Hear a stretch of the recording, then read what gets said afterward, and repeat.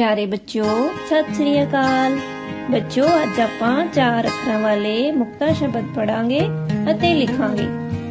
ਅੱਜ ਅਸੀਂ ਇਹ ਵਾਲੇ ਸ਼ਬਦ ਪੜਾਂਗੇ ਤੇ ਲਿਖ ਕੇ ਦੇਖਾਂਗੇ। ਸਭ ਤੋਂ ਪਹਿਲਾਂ ਅਸੀਂ ਅੱਖਰ ਦੀ ਮਦਦ ਨਾਲ ਪੜਦੇ ਹਾਂ। ਸੱਸੇ ਪੈਰ ਬਿੰਦੀ ਸ਼, ਲੱਲਾ, ਗੱਗਾ, ਮੱਮਾ, ਸ਼ਲਗਮ। ਹੁਣ ਅਸੀਂ ਧੁਨੀਆਂ ਦੀ ਮਦਦ ਨਾਲ ਪੜਦੇ ਹਾਂ।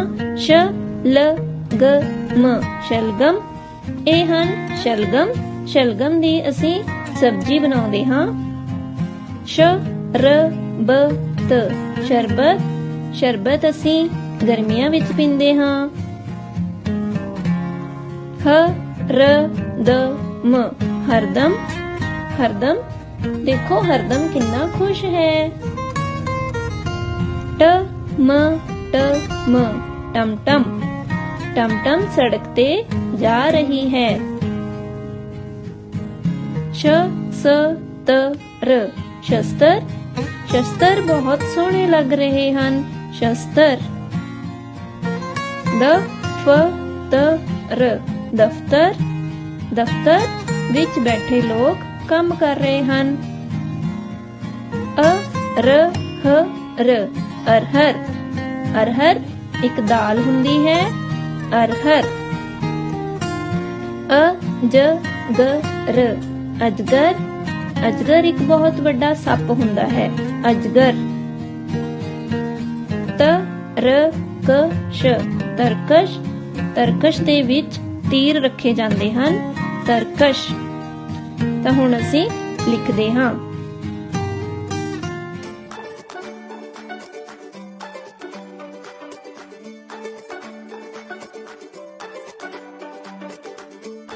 शलगम,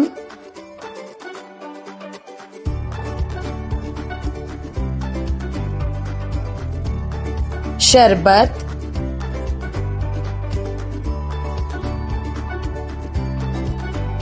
हरदम,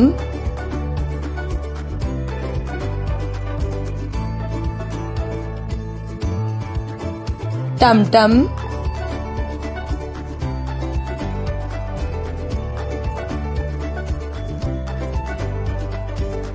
शस्त्र,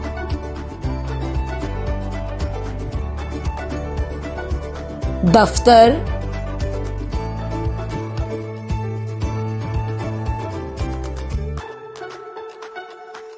अरहर,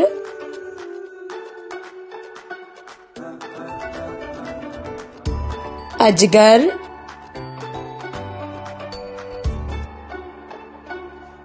तरकश। ਤਾਂ ਬੱਚਿਓ ਘਰ ਦਾ ਕੰਮ ਹੈ। ਪੰਨਾ ਨੰਬਰ 75 ਤੋਂ ਤੁਸੀਂ ਇਹ ਵਾਲੇ ਸ਼ਬਦ ਲਿਖਣੇ ਹਨ। ਸਤਿ ਸ਼੍ਰੀ ਅਕਾਲ ਪਿਆਰੇ ਬੱਚਿਓ।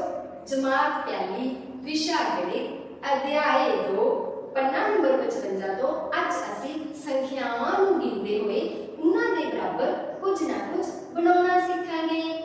ਆਓ ਸਿੱਖੀਏ। ਪਿਆਰੇ ਬੱਚਿਓ ਤੁਸੀਂ ਦੇਖ ਰਹੇ ਹੋ ਇੱਥੇ ਇੱਕ ਕਾਰਡ ਹੈ। ਕਾਰਡ ਤੇ ਸੰਖਿਆ ਲਿਖੀ ਹੋਈ ਹੈ।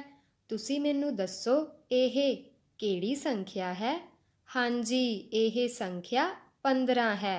ਅੱਜ ਮੈਂ ਸੰਖਿਆ 15 ਦੇ ਬਰਾਬਰ ਕੁਝ ਨਾ ਕੁਝ ਬਣਾਵਾਂਗੀ। ਇਹ ਦੇਖੋ ਬੱਚਿਓ, ਮੈਂ ਇਸ ਤੇ ਫੁੱਲ ਬਣਾਵਾਂਗੀ। ਪਿਆਰੇ ਬੱਚਿਓ, ਮੈਂ ਭਿੰਡੀ ਦੇ ਉੱਪਰਲੇ ਹਿੱਸੇ ਨੂੰ ਕੱਟ ਕੇ ਉਸ ਦੇ ਨਾਲ ਫੁੱਲ ਬਣਾਵਾਂਗੀ। ਮੈਂ ਪਹਿਲਾਂ ਇਸ ਤੇ ਰੰਗ ਕਰਾਂਗੀ, ਫਿਰ ਇਸ ਦੇ ਨਾਲ ਫੁੱਲ ਬਣਾਵਾਂਗੀ। ਮੈਂ ਭਿੰਡੀ ਦੇ ਉੱਪਰਲੇ ਹਿੱਸੇ ਤੇ ਰੰਗ ਕੀਤਾ ਹੈ, ਤੁਸੀਂ ਦੇਖ ਸਕਦੇ ਹੋ ਬੱਚਿਓ। ਹੁਣ ਮੈਂ ਇਸ ਦੇ ਨਾਲ ਫੁੱਲ ਬਣਾਵਾਂਗੀ ਤੇ ਤੁਸੀਂ ਮੇਰੇ ਨਾਲ ਨਾਲ ਫੁੱਲਾਂ ਨੂੰ ਗਿਣੋਗੇ। ਆਓ ਬਣਾਈਏ। 1 2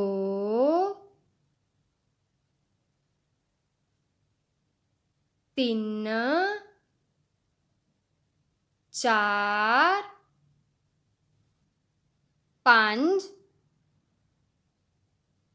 6 ਕਿੰਨੇ ਫੁੱਲ ਬਣ ਗਏ ਪਿਆਰੇ ਬੱਚਿਓ? 6 ਫੁੱਲ ਬਣ ਗਏ। ਤੁਸੀਂ ਮੇਰੇ ਨਾਲ ਨਾਲ ਫੁੱਲਾਂ ਨੂੰ ਗਿਣੋ। 7 8 9 10। बच्चों 10 फूल बन गए। 11 12 13 14 14 ਤੇ 1 15। ਬੱਚਿਓ ਤੁਸੀਂ ਦੇਖ ਰਹੇ ਹੋ ਮੈਂ ਭਿੰਡੀ ਦੇ ਉੱਪਰਲੇ ਹਿੱਸੇ ਨਾਲ 15 ਫੁੱਲ ਬਣਾਏ ਹਨ। ਆਓ ਗਿਣੀਏ 1 2 3 4 5 6 7 8 9 10 11 12 13 14 15। ਬੱਚਿਓ ਕਿੰਨੇ ਫੁੱਲ ਬਣ ਗਏ? 15 ਫੁੱਲ ਬਣ ਗਏ। ਇਹ ਦੇਖੋ ਬੱਚਿਓ ਇਸ ਕਾਰਡ ਤੇ ਕਿਹੜੀ ਸੰਖਿਆ ਲਿਖੀ ਹੋਈ ਹੈ? ਹਾਂਜੀ, ਇਹ ਸੰਖਿਆ 12 ਹੈ। ਹੁਣ ਮੈਂ ਸੰਖਿਆ 12 ਦੇ ਬਰਾਬਰ ਕੁਝ ਨਾ ਕੁਝ ਬਣਾਵਾਂਗੀ। ਇਹ ਦੇਖੋ ਬੱਚਿਓ ਇਹ ਆਈਸਕ੍ਰੀਮਸ ਕੋਨ ਹਨ। ਹੁਣ ਮੈਂ ਇਨ੍ਹਾਂ ਕੋਨਾਂ ਤੇ ਆਈਸਕ੍ਰੀਮ ਬਣਾਵਾਂਗੀ। ਮੈਂ ਇੱਕ ਪਿਆਜ਼ ਨੂੰ ਕੱਟਿਆ ਹੈ ਅਤੇ ਉਸ ਤੇ ਰੰਗ ਕੀਤਾ ਹੈ। ਇਸ ਨਾਲ ਮੈਂ ਇਨ੍ਹਾਂ ਕੋਨਾਂ ਤੇ ਆਈਸਕ੍ਰੀਮਸ ਬਣਾਵਾਂਗੀ। ਆਓ ਬਣਾਈਏ ਫਿਰ। ਬੱਚਿਓ ਤੁਸੀਂ ਮੇਰੇ ਨਾਲ ਇਸ ਪਿਆਜ਼ ਦੇ ਨਾਲ ਬਣੀਆਂ ਆਈਸਕ੍ਰੀਮਸ ਨੂੰ ਗਿਣੋਗੇ। ਧਿਆਨ ਨਾਲ ਦੇਖੋ ਬੱਚਿਓ। ਸ਼ੁਰੂ ਕਰਦੇ ਹਾਂ। ਇਹ ਦੇਖੋ 1 2 3 4 5। ਬੱਚਿਓ 5 ਆਈਸਕ੍ਰੀਮਸ ਬਣ ਗਈਆਂ। 6 7 8 9 10 11 12। ਦੇਖੋ ਬੱਚਿਓ ਮੈਂ ਪਿਆਜ਼ ਦੇ ਨਾਲ 12 ਆਈਸਕ੍ਰੀਮਸ ਬਣਾਈਆਂ ਹਨ। ਆਓ ਗਿਣੀਏ 1 2 3 4 5 6 7 8 9 10 11 12। ਕਿੰਨੀਆਂ ਆਈਸਕ੍ਰੀਮਸ ਬਣ ਗਈਆਂ? 12 ਆਈਸਕ੍ਰੀਮਸ ਬਣ ਗਈਆਂ। ਬੱਚਿਓ ਹੁਣ ਤੁਸੀਂ ਆਪਣੇ ਘਰ ਆਪਣੀ ਕਿਤਾਬ ਦੇ ਪੰਨਾ ਨੰਬਰ 55 ਤੋਂ ਕਿਸੇ ਵੀ ਸਬਜ਼ੀ ਨੂੰ ਕੱਟ ਕੇ ਉਸ ਤੇ ਰੰਗ ਲਗਾ ਕੇ ਇਸ ਤਰ੍ਹਾਂ ਫੁੱਲ ਬਣਾਉਣੇ ਹਨ।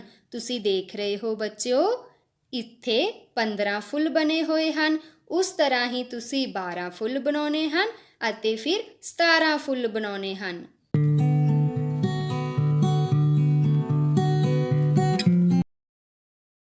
Hello children, today I am having something very interesting for you. Look, what is in my hands? Yes, it is a ball. Now tell me, how are you able to see this ball? Good, with your eyes. Dear children, God has given us a beautiful body which has different parts like eyes, ears, nose, hands and so on. Today, we will learn all these parts of the body. It is given at page number 22 of your textbook. First of all, we will recite the rhyme. Come little baby, come to me. Touch your head and touch your toes. Close your eyes and touch your nose. Clap your hands and tap your feet. Open your eyes and take your seat. Look children, this is the picture of a boy. We will learn parts of body using this picture. The first one is head. Children, touch your head like this. The next one is eyes. Children, we have 2 eyes. Come on, blink your eyes. The next part is ears. We have 2 ears. Children, pull your ears. Very good. The next one is nose. Children, touch your nose. The next one is lips. Come on, keep your finger on your lips. Very good. Come to the next one, teeth. Children, do you brush your teeth daily? Yes, ma'am. The next one is chin. Come on, touch your chin. Below our chin is our neck. Children, move your neck like this to see sideways. Next comes the shoulder. We have 2 shoulders. Come on, pat your shoulders. The next one is chest. Children, you can measure your chest like this. The next part is arm. We have 2 arms. The next part is hand. Children, we have 2 hands. Come on, clap your hands. The next one is fingers. We have 10 fingers. And the next part is leg. And we have 2 legs. Now come to the next one. It is feet. And we have 2 feet. Dear children, today we have learned parts of the body and rhyme clap clap. Now for your homework, recite the rhyme and learn parts of the body. Keep learning. Thank you. ਕੁਦਰਤ ਦਾ ਵਰਦਾਨ ਹਨ ਜਾਨਵਰ, ਮਨੁੱਖ ਲਈ ਮਦਦਗਾਰ ਹਨ ਜਾਨਵਰ। ਕੁਝ ਰਹਿੰਦੇ ਸੰਘਣੇ ਜੰਗਲਾਂ ਦੇ ਵਿੱਚ, ਕੁਝ ਰਹਿੰਦੇ ਸਾਡੇ ਘਰਾਂ ਦੇ ਅੰਦਰ। ਦੂਸਰੀ ਜਮਾਤ ਦੇ ਬਹੁਤ ਹੀ ਪਿਆਰੇ ਵਿਦਿਆਰਥੀਓ, ਅੱਜ ਦੀ ਪੰਜਾਬੀ ਦੀ ਜਮਾਤ ਵਿੱਚ ਤੁਹਾਡਾ ਬਹੁਤ-ਬਹੁਤ ਸਵਾਗਤ ਹੈ। ਪਿਆਰੇ ਬੱਚਿਓ, ਜਿਵੇਂ ਕਿ ਕੁਝ ਜਾਨਵਰਾਂ ਨੂੰ ਤੁਸੀਂ ਆਪਣੇ ਘਰਾਂ ਦੇ ਆਸ-ਪਾਸ ਵੇਖਦੇ ਹੋ ਅਤੇ ਕੁਝ ਜਾਨਵਰ ਜੰਗਲਾਂ ਦੇ ਵਿੱਚ ਰਹਿੰਦੇ ਹਨ, ਤਾਂ ਅੱਜ ਦੀ ਪੰਜਾਬੀ ਦੀ ਜਮਾਤ ਵਿੱਚ ਅਸੀਂ ਜਾਨਵਰਾਂ ਦੇ ਨਾਂ ਕਰਾਂਗੇ, ਉਹ ਵੀ ਬੜੇ ਹੀ ਰੋਚਕ ਢੰਗ ਦੇ ਨਾਲ। ਪਿਆਰੇ ਬੱਚਿਓ, ਅੱਜ ਅਸੀਂ ਜਾਨਵਰਾਂ ਦੀ ਦੁਨੀਆ ਦੀ ਸੈਰ ਕਰਾਂਗੇ। ਕੀ ਤੁਸੀਂ ਤਿਆਰ ਹੋ? ਹਾਂਜੀ ਹਾਂਜੀ।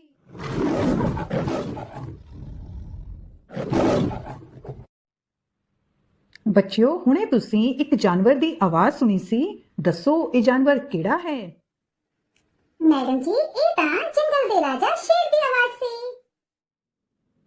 ਬਿਲਕੁਲ ਸਹੀ ਬੇਟਾ ਜੀ, ਬਹੁਤ ਵਧੀਆ। ਹੁਣ ਤੁਸੀਂ ਇੱਕ ਬੁਝਾਰਤ ਬੁੱਝੋ। ਦਗੜ ਦਗੜ ਦੌੜ ਲਗਾਵਾਂ, ਮੱਕੀ ਬਾਜਰਾ ਤੇ ਛੋਲੇ ਖਾਵਾਂ, ਦੱਸੋ ਮੈਂ ਕੌਣ? ਇਸ ਦਾ ਉੱਤਰ ਤਾਂ ਘੋੜਾ ਹੀ ਹੋਵੇਗਾ। ਘੋੜਾ ਹੀ ਬਹੁਤ ਤੇਜ਼ ਦੌੜ ਲਗਾਉਂਦਾ ਹੈ। ਬਿਲਕੁਲ ਸਹੀ ਬੇਟਾ ਜੀ, ਬਿਲਕੁਲ ਸਹੀ। ਤੁਸੀਂ ਸਾਰੇ ਤਾਂ ਬਹੁਤ ਹੁਸ਼ਿਆਰ ਹੋ। ਹੁਣ ਇੱਕ ਪ੍ਰਸ਼ਨ ਦਾ ਉੱਤਰ ਦੱਸੋ। ਇੱਕ ਜਾਨਵਰ ਜਿਹੜਾ ਤੁਹਾਡੇ ਘਰਾਂ ਦੇ ਆਲੇ ਦੁਆਲੇ ਬਹੁਤ ਮਿਲਦਾ ਹੈ ਅਤੇ ਉਹ ਸਾਡੇ ਘਰਾਂ ਦੀ ਰਾਖੀ ਕਰਦਾ ਹੈ। ਇਹ ਤਾਂ ਕੁੱਤਾ ਹੈ। ਮੇਰੇ ਮਾਮਾ ਜੀ ਨੇ ਆਪਣੇ ਘਰ ਇੱਕ ਨਿੱਕਾ ਜਿਹਾ ਕੁੱਤਾ ਰੱਖਿਆ ਹੋਇਆ ਹੈ। ਹਾਂਜੀ, ਇਹ ਉੱਤਰ ਵੀ ਬਿਲਕੁਲ ਸਹੀ ਹੈ। ਹੁਣ ਅਗਲੇ ਜਾਨਵਰ ਦਾ ਨਾਂ ਦੱਸੋ। ਮੈਂ ਰੇਤੇ ਲਈ ਜੰਮਿਆ, ਮੇਰਾ ਵੱਖਰਾ ਹੈ ਅੰਦਾਜ਼, ਤਾਈਓ ਲੋਕੀ ਮਾਰੂ ਥਲਦਾ, ਮੈਨੂੰ ਕਹਿਣ ਜਹਾਜ਼। ਇਹ ਤਾਂ ਊਠ ਹੈ। ਮੈਂ ਮੇਲੇ ਵਿੱਚ ਊਠ ਦੀ ਸਵਾਰੀ ਕੀਤੀ ਸੀ। ਬਹੁਤ ਵਧੀਆ ਜੀ। ਹੁਣ ਅਗਲੀ ਬੁਝਾਰਤ ਬੁੱਝੋ। ਤਿੱਖੇ ਮੇਰੇ ਦੰਦ ਨੇ, ਖੱਲ ਮੇਰੀ ਮੋਟੀ ਹੈ, ਸੁੰਡ ਮੇਰੀ ਲੰਮੀ ਹੈ, ਪੈਰ ਜਿਵੇਂ ਖੰਬੇ ਨੇ। ਇਹ ਤਾਂ ਹਾਥੀ ਹੈ। ਮੈਡਮ ਜੀ, ਮੈਂ ਇੱਕ ਦਿਨ ਸਰਕਸ ਵੇਖਣ ਗਿਆ ਸੀ। ਉੱਥੇ ਹਾਥੀ ਬਹੁਤ ਸਾਰੇ ਕਰਤੱਵ ਦਿਖਾ ਰਿਹਾ ਸੀ। ਹਾਂਜੀ, ਬਿਲਕੁਲ ਠੀਕ। ਪਿਆਰੇ ਬੱਚਿਓ, ਕੀ ਤੁਹਾਨੂੰ ਪਤਾ ਹੈ ਹਾਥੀ ਸਭ ਤੋਂ ਵੱਡਾ ਥਲੀ ਜੀਵ ਹੈ। ਹੁਣ ਅਗਲੀ ਬੁਝਾਰਤ ਦੀ ਬਾਰੀ। ਮਿਆਉ ਮਿਆਉ ਕਰਦੀ ਹੈ ਉਹ, ਚੂਹੇ ਸਾਰੇ ਖਾ ਜਾਂਦੀ ਹੈ, ਚੁਪਕੇ ਚੁਪਕੇ ਘਰ ਵਿੱਚ ਆ ਕੇ ਸਾਰਾ ਦੁੱਧ ਪੀ ਜਾਂਦੀ ਹੈ। ਦੱਸੋ ਬੱਚਿਓ, ਕੌਣ ਹੈ ਉਹ? ਇਹ ਤਾਂ ਬਿੱਲੀ ਹੈ। ਬਿਲਕੁਲ ਸਹੀ। ਹੁਣ ਤੁਸੀਂ ਇਸ ਜਾਨਵਰ ਨੂੰ ਪਛਾਣੋ।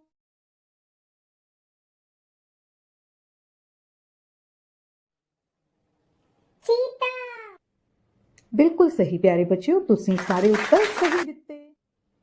ਹੁਣ ਸਮਾਂ ਹੈ ਘਰ ਦੇ ਕੰਮ ਦਾ। ਘਰ ਦੇ ਕੰਮ ਵਿੱਚ ਪਿਆਰੇ ਬੱਚਿਓ, ਤੁਸੀਂ ਇਹਨਾਂ ਸਾਰੇ ਜਾਨਵਰਾਂ ਦੇ ਨਾਂ ਆਪਣੀ ਕਾਪੀਆਂ ਵਿੱਚ ਬਹੁਤ ਹੀ ਸੋਹਣੀ ਲਿਖਾਈ ਵਿੱਚ ਲਿਖਣੇ ਹਨ ਅਤੇ ਇਹਨਾਂ ਦੇ ਚਿੱਤਰ ਵੀ ਬਣਾਉਣੇ ਹਨ। ਧੰਨਵਾਦ ਪਿਆਰੇ ਬੱਚਿਓ, ਫੇਰ ਮਿਲਾਂਗੇ। ਸਤਿ ਸ਼੍ਰੀ ਅਕਾਲ ਪਿਆਰੇ ਬੱਚਿਓ। ਅੱਜ ਅਸੀਂ ਕਰਾਂਗੇ ਜਮਾਤ ਦੂਸਰੀ ਦਾ ਵਿਸ਼ਾ ਗਣਿਤ ਦਾ ਕੰਮ। ਪਿਆਰੇ ਬੱਚਿਓ, ਮੈਂ ਤੁਹਾਨੂੰ ਸਿਖਾਵਾਂਗੀ ਕਿ 3 ਤਰੀਕਿਆਂ ਦੇ ਨਾਲ ਅਸੀਂ 2 ਅੰਕੀ ਸੰਖਿਆ ਦੇ ਵਿੱਚੋਂ 1 ਅੰਕੀ ਸੰਖਿਆ ਦੀ ਘਟਾਓ ਕਿਵੇਂ ਕਰ ਸਕਦੇ ਹਾਂ। ਚਲੋ ਸ਼ੁਰੂ ਕਰਦੇ ਹਾਂ। ਪਿਆਰੇ ਬੱਚਿਓ, ਸੁਖਮਨ ਅਤੇ ਅਰਪਨ ਭੈਣ ਭਰਾ ਹਨ। ਸੁਖਮਨ ਇੱਕ ਪੈਨਸਲ ਤੇ ਰਬੜ ਖਰੀਦਣਾ ਚਾਹੁੰਦਾ ਹੈ ਜਿਸ ਦੀ ਕੀ ਕੀਮਤ 7 ਰੁਪਏ ਹੈ। ਉਹ ਅਰਪਨ ਨੂੰ ਕਹਿੰਦਾ ਹੈ ਕਿ ਕੀ ਤੂੰ ਮੈਨੂੰ 7 ਰੁਪਏ ਦੇ ਸਕਦੀ ਹੈ? ਅਰਪਨ ਕਹਿੰਦੀ ਹੈ ਹਾਂ ਹਾਂ ਬਿਲਕੁਲ। ਚਲੋ ਵੇਖਦੇ ਹਾਂ ਅਰਪਨ ਦੇ ਪਰਸ ਵਿੱਚ ਕਿੰਨੇ ਰੁਪਏ ਹਨ। 10 20 30 40 50 51 52 53 54 55 56 57। ਸੋ ਪਿਆਰੇ ਬੱਚਿਓ ਅਰਪਨ ਦੇ ਪਰਸ ਵਿੱਚ 57 ਰੁਪਏ ਹਨ। ਹੁਣ ਉਹ ਸੁਖਮਨ ਨੂੰ 7 ਰੁਪਏ ਦੇ ਦਿੰਦੀ ਹੈ। ਚਲੋ 7 ਰੁਪਏ ਗਿਣਦੇ ਹਾਂ। 1 2 3 4 5 6 7। ਅਰਪਨ ਸੁਖਮਨ ਨੂੰ 7 ਰੁਪਏ ਦੇ ਦਿੰਦੀ ਹੈ। ਪਿਆਰੇ ਬੱਚਿਓ ਹੁਣ ਵੇਖਦੇ ਹਾਂ ਅਰਪਨ ਕੋਲ ਕਿੰਨੇ ਰੁਪਏ ਬਚਦੇ ਹਨ। 10 20 30 40 50। ਪਿਆਰੇ ਬੱਚਿਓ ਅਰਪਨ ਕੋਲ 50 ਰੁਪਏ ਬਚ ਗਏ ਹਨ। ਸੋ ਇਸ ਦਾ ਅਰਥ ਹੈ 57 ਘਟਾਓ 7 ਬਰਾਬਰ ਹੈ 50।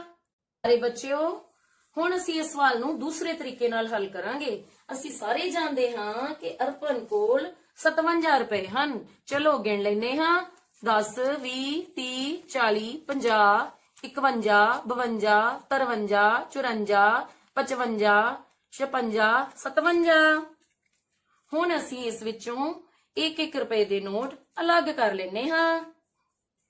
1 2 3 4 5 6 7 ਭਾਵ 7 ਇਕਾਈਆਂ। ਹੁਣ ਅਸੀਂ 10-10 ਦੇ ਨੋਟ ਗਿਣ ਲੈਨੇ ਹਾਂ। 10 20 30 40 50 ਭਾਵ 5 ਦਹਾਈਆਂ। ਪਿਆਰੇ ਬੱਚਿਓ ਅਰਪਨ ਸੁਖਮਨ ਨੂੰ 7 ਰੁਪਏ ਦੇ ਦਿੰਦੀ ਹੈ। ਚਲੋ ਇੱਥੋਂ 7 ਰੁਪਏ ਲੈ ਲੈਨੇ ਹਾਂ। 1 2 3 4 5 6 7 ਭਾਵ 7 ਇਕਾਈਆਂ। ਪਿਆਰੇ ਬੱਚਿਓ ਹੁਣ ਅਸੀਂ ਵੇਖਦੇ ਹਾਂ ਕਿ ਇੱਥੇ ਕਿੰਨੇ ਰੁਪਏ ਬਚੇ ਹਨ। ਕੋਈ ਵੀ ਨਹੀਂ। ਇਸ ਦਾ ਭਾਵ ਹੈ 0 ਇਕਾਈਆਂ। ਹੁਣ ਅਸੀਂ ਵੇਖ ਲੈਨੇ ਹਾਂ ਕਿ ਇੱਥੇ ਕਿੰਨੇ ਰੁਪਏ ਬਚੇ ਹਨ। 10 20 30 40 50 ਭਾਵ 5 ਦਹਾਈਆਂ। ਇੱਥੇ 5 ਦਹਾਈਆਂ ਬਚੀਆਂ ਹਨ। ਸੋ ਪਿਆਰੇ ਬੱਚਿਓ ਇਸ ਦਾ ਅਰਥ ਹੈ ਕਿ 57 ਵਿੱਚੋਂ 7 ਘਟਾਉਣ ਤੇ 50 ਉੱਤਰ ਮਿਲਦਾ ਹੈ। ਸੋ 57 ਘਟਾਓ 7 ਬਰਾਬਰ ਹੈ 50। ਪਿਆਰੇ ਬੱਚਿਓ ਅਸੀਂ ਇਹ ਸਵਾਲ 2 ਤਰੀਕਿਆਂ ਨਾਲ ਹੱਲ ਕਰ ਲਿਆ ਹੈ। ਹੁਣ ਅਸੀਂ ਇਸ ਨੂੰ ਤੀਸਰੇ ਤਰੀਕੇ ਨਾਲ ਹੱਲ ਕਰਾਂਗੇ। ਉਸ ਵਾਸਤੇ ਮੈਂ ਸਾਰੇ ਅੰਕਾਂ ਨੂੰ ਇਹਨਾਂ ਖਾਨਿਆਂ ਵਿੱਚ ਲਿਖ ਲਿਆ ਹੈ। ਪਿਆਰੇ ਬੱਚਿਓ 57 ਦਾ ਭਾਵ 7 ਇਕਾਈਆਂ 5 ਦਹਾਈਆਂ। 7 ਤੋਂ ਭਾਵ 7 ਇਕਾਈਆਂ 0 ਦਹਾਈਆਂ। ਪਿਆਰੇ ਬੱਚਿਓ ਹੁਣ ਅਸੀਂ ਇਹਨਾਂ ਨੂੰ ਅਲੱਗ-ਅਲੱਗ ਘਟਾ ਲੈਨੇ ਹਾਂ। 7 ਇਕਾਈਆਂ ਘਟਾਓ 7 ਇਕਾਈਆਂ ਭਾਵ 0 ਇਕਾਈਆਂ। ਇਸੇ ਤਰ੍ਹਾਂ 5 ਦਹਾਈਆਂ ਘਟਾਓ 0 ਦਹਾਈਆਂ ਭਾਵ 5 ਦਹਾਈਆਂ। तो प्यारे बच्चों इत्थे आ जाएगा 50। इस दा अर्थ है 57 घटाओ 7 बराबर है 50। प्यारे बच्चों हुण वारी है करदे काम दी। उस वास्ते तुसी अपनी गणित दी पुस्तक तो पन्ना नंबर 60 ते आओ करिए दा सवाल नंबर 3 हल करना है। धन्यवाद।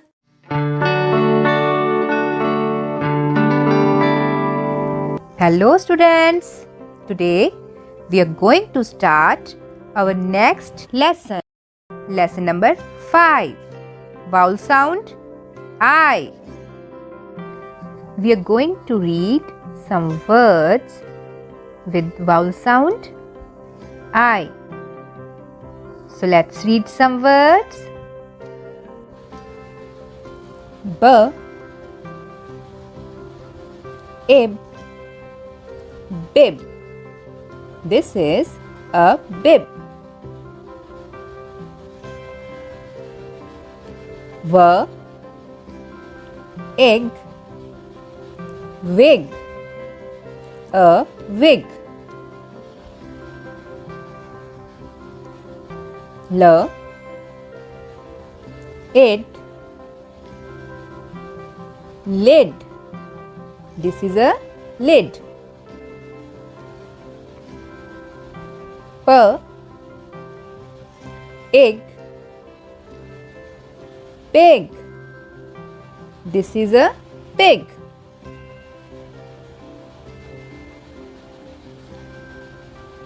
D, egg, dig. He is digging the hole. M, id, mid.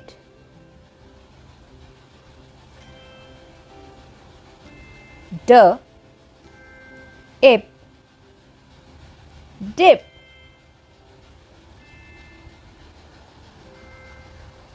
L, ip, lip. This is a lip. Z, ip, zip, a zip.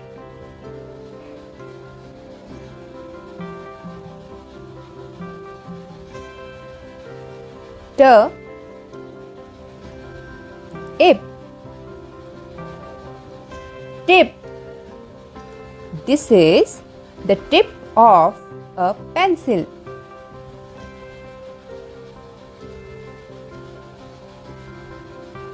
S, X, six. M, X, mix. He is mixing something. Now, let's revise.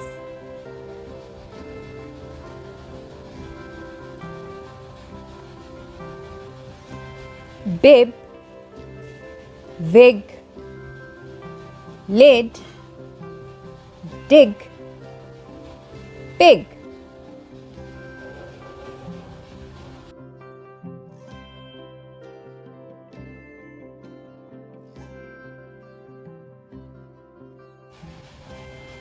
Mid, dip, lip, zip, tip.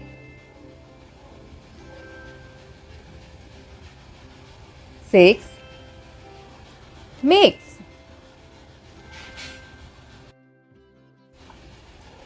In your homework, write down these words in your notebook. सत श्री अकाल प्यारे बच्चों, जमात तीजी पाठ number 8 देखो ठहरो ते जाओ। तुसी ये पाठ पहला ही पढ़ चुके हो।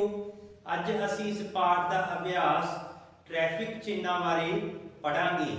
ट्रैफिक चिन्ह सानू की सूचना या की जानकारी दिंदे हन, इस बारे असी अज गल करांगे। प्यारे बच्चों, पहला ट्रैफिक चिन्ह जो तुसी स्क्रीन ते देख रहे हो, इसनू जैबरा क्रॉसिंग कहते हैं। तुहाडे चों बहुत सारे बच्चे शहर गए होणगे तां तुसी शहर दीयां सड़कां ते इस तरह दीयां कालियां ते चिट्टियां पट्टियां बणीआं होईआं जरूर देखिआं होणगीआं। ये किस लई हुंदियां हन? ये पैदल चलण वालिआं लई, सड़क पार करन लई हुंदियां हन। अगला ट्रैफिक चिन्ह जो तुसी देख रहे हो, ये सानू जानकारी दिंदा है कि जदों असीं अपने वाहन राही सड़क ते जा रहे हां तां इस मोड़ उत्ते जां इस रस्ते उत्ते यू आकार भाव अंग्रेजी का जो अखर है यू, उस आकार विच मोड़ कटना मना है। जदों सड़क दो पासियां वाली बनी होवे ते असीं सड़क दे दूसरे पासे जाना होवे तां सानू यू आकार विच मोड़ कटना पैंदा है। अगला ट्रैफिक चिन्ह जो तुसीं देख रहे हो, इसका अर्थ है कि इस खेत्र विच हार्न बजाउणा मना है।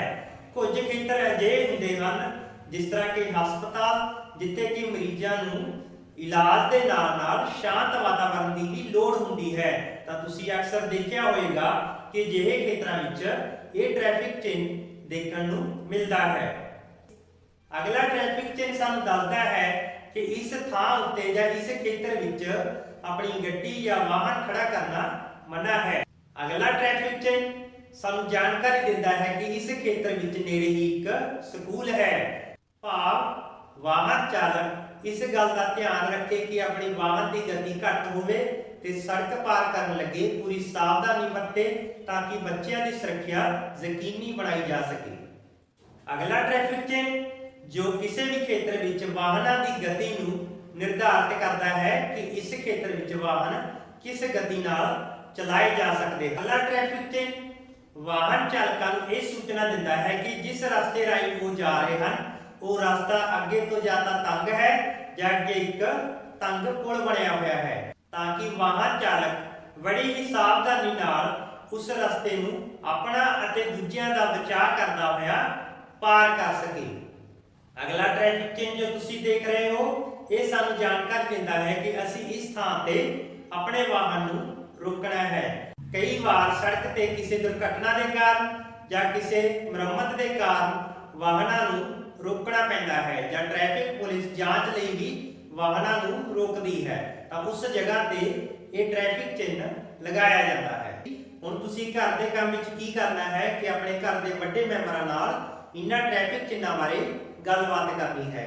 ਉਹਨਾਂ ਨੂੰ ਇਹਨਾਂ ਟ੍ਰੈਫਿਕ ਚਿੰਨ੍ਹਾਂ ਦੀ ਪਹਿਚਾਣ ਕਰਨੀ ਅਤੇ ਇਹ ਕੀ ਜਾਣਕਾਰੀ ਜਾਂ ਚੇਤਾਵਨੀ ਦਿੰਦੇ ਹਨ ਉਸ ਬਾਰੇ ਤੁਸੀਂ ਉਹਨਾਂ ਨੂੰ ਦੱਸਣਾ ਹੈ। ਧੰਨਵਾਦ।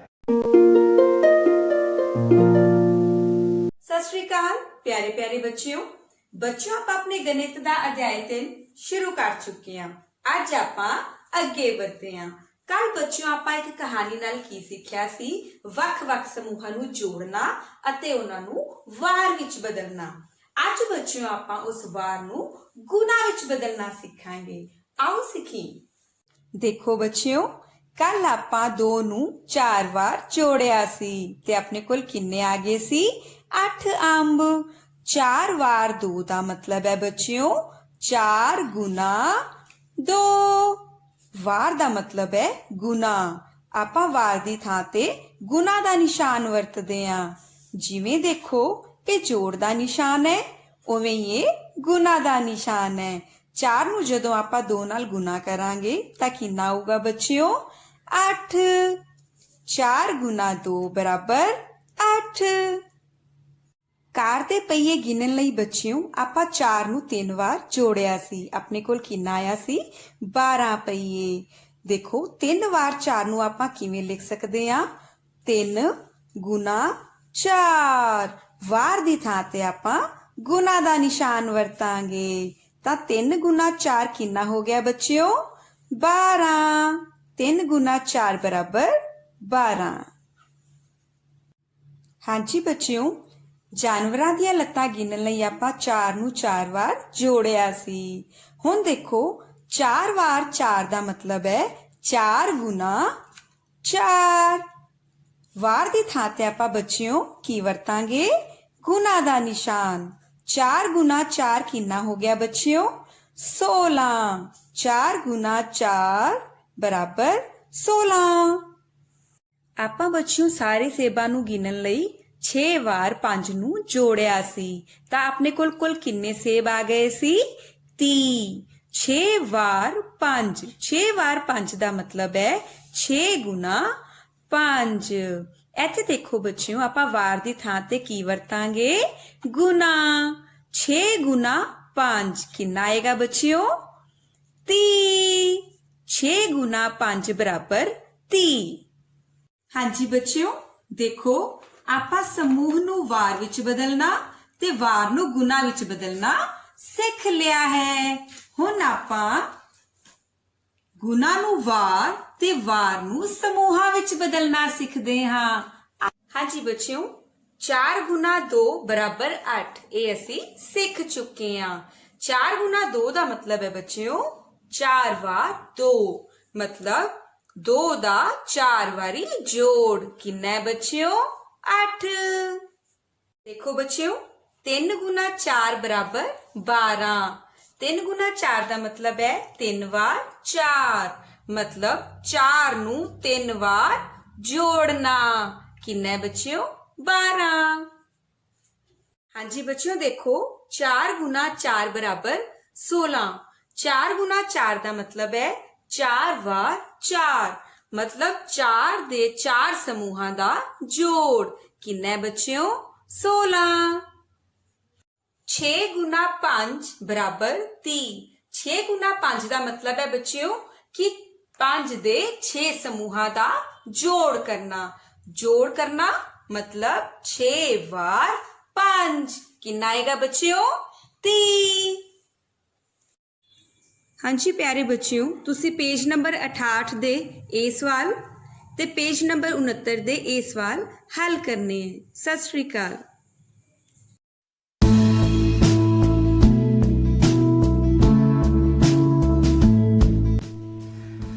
Hello dear students, it is rhyme time. Today we will recite the rhyme Little Flower. L-I-T-T-L-E, little. F-L-O-W-E-R, flower. Let's see what is in this box. Look, a bird. What is it? One more bird. It is a little bird and it is big one. One little bird, one big bird. And here is a little flower. And see, this is a tree. A brown bear. One more bear. Big brown bear and this is little brown bear. Anything else? See how cute the little bee is. One little bee. One little brown bear. One big bear. Now let's read the rhyme first with the help of these pictures. One little flower. One little flower. One little bee. One little blue bird. One little blue bird high in the tree. H-I-G-H, high in the tree. One little brown bear smiling at me. Now let's recite the poem together. One little flower, one little flower, one little flower, one little bee, one little flower, one little bee. One little bluebird, one little bluebird, one little bluebird high in the tree. One little bluebird high in the tree. One little brown bear, one little brown bear, one little brown bear smiling at me. One little brown bear smiling at me. One more time. One little flower, one little flower, one little flower and one little bee. One little flower and one little bee. One little bluebird, one little bluebird, one little bluebird high in the tree. One little bluebird high in the tree. One little brown bear, one little brown bear, one little brown bear smiling at me. One little brown bear smiling at me. Dear students, have you noticed the rhyming words? Here they are. Bee, tree, me. That is all for today, and it's time for homework. Try to memorize and recite it on your own. Bye-bye. See you soon. ਸਵਾਗਤ ਹੈ ਸਵਾਗਤ ਜ਼ਿੰਦਗੀ ਵਿੱਚ। ਸਤਿ ਸ਼੍ਰੀ ਅਕਾਲ ਪਿਆਰੇ ਬੱਚਿਓ। ਪਿਆਰੇ ਬੱਚਿਓ, ਅਸੀਂ ਜਿੱਥੇ ਜੰਮੇ ਪਲੇ ਹੁੰਦੇ ਹਾਂ ਅਤੇ ਖੇਡ ਕੇ ਵੱਡੇ ਹੁੰਦੇ ਹਾਂ, ਉਸ ਨੂੰ ਸਾਡੀ ਮਾਤ ਭੂਮੀ ਕਿਹਾ ਜਾਂਦਾ ਹੈ ਅਤੇ ਮਾਤ ਭੂਮੀ ਸਭ ਨੂੰ ਹੀ ਬੜੀ ਪਿਆਰੀ ਹੁੰਦੀ ਹੈ। ਪਿਆਰੇ ਬੱਚਿਓ, ਅੱਜ ਅਸੀਂ ਆਪਣੀ ਮਾਤ ਭੂਮੀ ਭਾਵ ਪੰਜਾਬ ਬਾਰੇ ਗੱਲ ਕਰਾਂਗੇ। ਪਿਆਰੇ ਬੱਚਿਓ, ਸਾਡਾ ਪੰਜਾਬ ਬਹੁਤ ਸੁੰਦਰ ਹੈ। ਇੱਥੇ ਦੇਖਣ ਲਈ ਬਹੁਤ ਕੁਝ ਹੈ।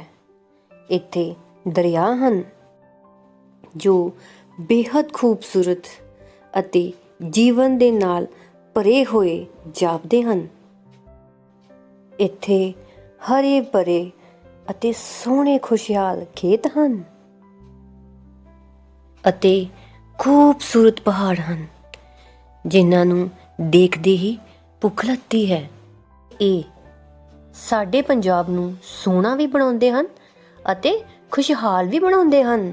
ਪਿਆਰੇ ਬੱਚਿਓ, ਮਹਾਨ ਲੋਕ ਆਪਣੀ ਮਾਤ ਭੂਮੀ ਨਾਲੋਂ ਕਦੇ ਵੀ ਰਿਸ਼ਤਾ ਨਹੀਂ ਤੋੜਦੇ। ਸਾਡੇ ਆਜ਼ਾਦ ਭਾਰਤ ਦੇ ਪਹਿਲੇ ਪ੍ਰਧਾਨ ਮੰਤਰੀ ਪੰਡਿਤ ਜਵਾਹਰ ਲਾਲ ਨਹਿਰੂ ਜੀ ਵੀ ਆਪਣੀ ਮਾਤ ਭੂਮੀ ਨੂੰ ਬਹੁਤ ਪਿਆਰ ਕਰਦੇ ਸਨ।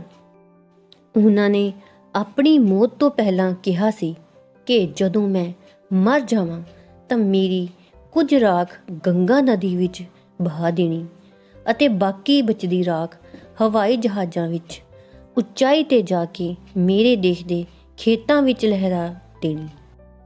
ਪਿਆਰੇ ਬੱਚਿਓ, ਖੇਤਾਂ, ਦਰਿਆਵਾਂ, ਪਹਾੜਾਂ ਅਤੇ ਜੰਗਲਾਂ ਤੋਂ ਬਿਨਾਂ ਅਸੀਂ ਜਿਉਂਦੇ ਨਹੀਂ ਰਹਿ ਸਕਦੇ। ਇਹ ਸਾਡੇ ਜੀਉਣ ਲਈ ਬਹੁਤ ਹੀ ਜ਼ਰੂਰੀ ਹੁੰਦੇ ਹਨ। ਪਿਆਰੇ ਬੱਚਿਓ, ਸਾਨੂੰ ਉਹ ਕੋਈ ਵੀ ਕੰਮ ਨਹੀਂ ਕਰਨਾ ਚਾਹੀਦਾ ਜਿਸ ਨੂੰ ਕਰਨ ਨਾਲ ਇਹਨਾਂ ਨੂੰ ਕੋਈ ਵੀ ਨੁਕਸਾਨ ਹੁੰਦਾ ਹੈ। ਪਿਆਰੇ ਬੱਚਿਓ, ਖੇਤਾਂ ਵਿੱਚ ਨਾੜ ਭਾਵ ਕਣਕ ਦੀ ਰਹਿੰਦ ਖੂੰਹਦ ਨੂੰ ਅੱਗ ਨਹੀਂ ਲਗਾਉਣੀ ਚਾਹੀਦੀ। ਇਸ ਨਾਲ ਵਾਤਾਵਰਣ ਵਿੱਚ ਬਹੁਤ ਹੀ ਜ਼ਿਆਦਾ ਪ੍ਰਦੂਸ਼ਣ ਪੈਦਾ ਹੁੰਦਾ ਹੈ ਜੋ ਕਿ ਮਨੁੱਖਾਂ ਵਾਸਤੇ ਅਤੇ ਪਸ਼ੂ ਪਕਸ਼ੀਆਂ ਵਾਸਤੇ ਠੀਕ ਨਹੀਂ ਹੁੰਦਾ ਹੈ। ਨਾਲ ਹੀ ਸਾਨੂੰ ਦਰਿਆਵਾਂ ਅਤੇ ਨਹਿਰਾਂ ਵਿੱਚ ਕੂੜਾ ਨਹੀਂ ਸੁੱਟਣਾ ਚਾਹੀਦਾ। ਅਜਿਹਾ ਕਰਨ ਨਾਲ ਪਾਣੀ ਦੂਸ਼ਿਤ ਹੋ ਜਾਂਦਾ ਹੈ। ਬੱਚਿਓ, ਪਹਾੜਾਂ ਨੂੰ ਬਿਨਾਂ ਕਾਰਨ ਤੋਂ ਨਹੀਂ ਕੱਟਣਾ ਚਾਹੀਦਾ। ਇਸ ਨਾਲ ਵੀ ਵਨਸਪਤੀ ਅਤੇ ਜੰਗਲਾਂ ਦਾ ਨੁਕਸਾਨ ਹੁੰਦਾ ਹੈ ਅਤੇ ਜੰਗਲਾਂ ਨੂੰ ਵੀ ਅੰਨ੍ਹੇਵਾਹ ਨਹੀਂ ਕੱਟਣਾ ਚਾਹੀਦਾ।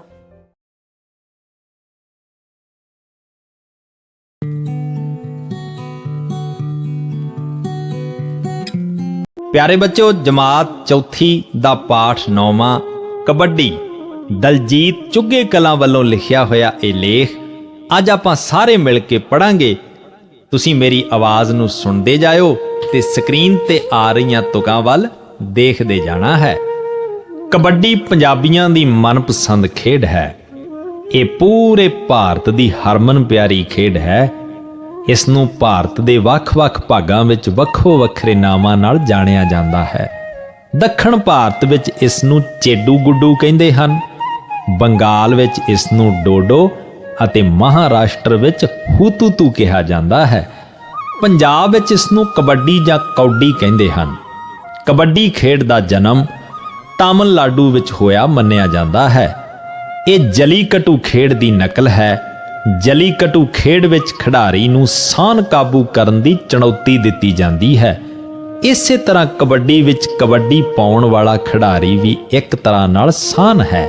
ਵਿਰੋਧੀ ਟੀਮ ਦੇ ਖਿਡਾਰੀ ਉਸ ਨੂੰ ਕਾਬੂ ਕਰਨ ਦੀ ਕੋਸ਼ਿਸ਼ ਕਰਦੇ ਹਨ। ਇਹ ਵੀ ਮੰਨਿਆ ਜਾਂਦਾ ਹੈ ਕਿ ਕਬੱਡੀ ਨੂੰ ਪਹਿਲਾਂ ਕੌਡ ਕਬੱਡੀ ਕਿਹਾ ਜਾਂਦਾ ਸੀ। ਕੌਡ ਕਬੱਡੀ ਦਾ ਮਤਲਬ ਹੈ ਬਗੈਰ ਕਿਸੇ ਕਾਰਨ ਲੜਾਈ ਮੁੱਲ ਲੈਣੀ। ਕਬੱਡੀ ਪਾਉਣ ਗਿਆ ਖਿਡਾਰੀ ਬਗੈਰ ਕਾਰਨ ਲੜਾਈ ਲੜਨ ਗਿਆ ਵਿਅਕਤੀ ਹੈ। ਉਹ ਵਿਰੋਧੀ ਟੀਮ ਨੂੰ ਛੇੜ ਕੇ ਵਾਪਸ ਭੱਜ ਆਉਣ ਦੀ ਕੋਸ਼ਿਸ਼ ਕਰਦਾ ਹੈ। ਇਸ ਤੇ ਵਿਰੋਧੀ ਟੀਮ ਦੇ ਖਿਡਾਰੀ ਉਸ ਨੂੰ ਕਾਬੂ ਕਰਦੇ ਹਨ। ਉਹ ਉਸ ਨੂੰ ਉਸ ਸਮੇਂ ਤੱਕ ਕਾਬੂ ਕਰਕੇ ਰੱਖਦੇ ਹਨ ਜਿੰਨਾ ਚਿਰ ਉਹ ਹਾਰ ਨਹੀਂ ਮੰਨ ਲੈਂਦਾ। ਇਸ ਤਰ੍ਹਾਂ ਇਸ ਖੇਡ ਵਿੱਚ ਸਮਾਜਿਕ ਆਚਾਰ ਦੀ ਸਿਖਲਾਈ ਵੀ ਛੁਪੀ ਹੋਈ ਹੈ। ਮੁੱਖ ਤੌਰ ਤੇ ਕਬੱਡੀ ਖੇਡ ਦੇ ਦੋ ਰੂਪ ਹਨ, ਨੈਸ਼ਨਲ ਸਟਾਈਲ ਕਬੱਡੀ ਅਤੇ circle style kabaddi. Circle style kabaddi ਨੂੰ ਪੰਜਾਬ ਸਟਾਈਲ ਕਬੱਡੀ ਵੀ ਕਿਹਾ ਜਾਂਦਾ ਹੈ।